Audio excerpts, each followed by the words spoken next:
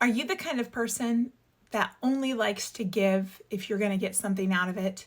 For example, you might sponsor a kid in one of those mini school things that they have, as long as you get your box of oranges or your magazine subscription or your chocolate bars or whatever it is. I know as my kids came through the school system, I was honestly, personally less inclined when there wasn't some benefit to it that I could readily see.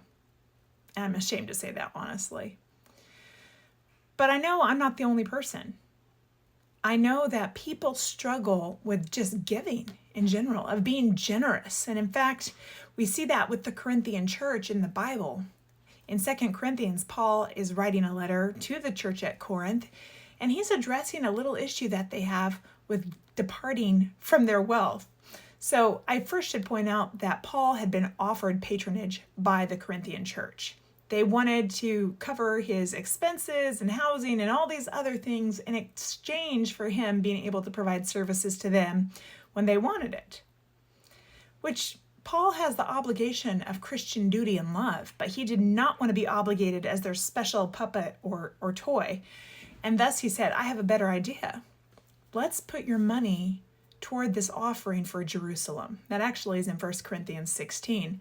And then in 2 Corinthians chapter 8, we see the continuation of this, where Paul is writing after they should be ready to gather the offering. Well, it turns out they didn't have much of an offering set aside, even though they had promised, oh yeah, we'll do the offering.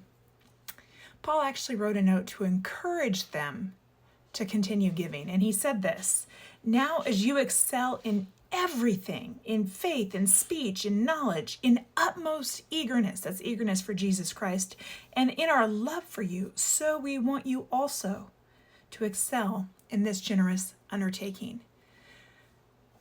Paul gave them encouragement for what they were doing right, which was a lot of things. But there was one growth area that remained, which was giving generously of the resources that God had so freely poured out on them. They weren't willing to part with their money without having something in it for them. And that is a flaw that a lot of us have. In fact, I would venture that being faithful to God requires faithfulness in everything, including our giving.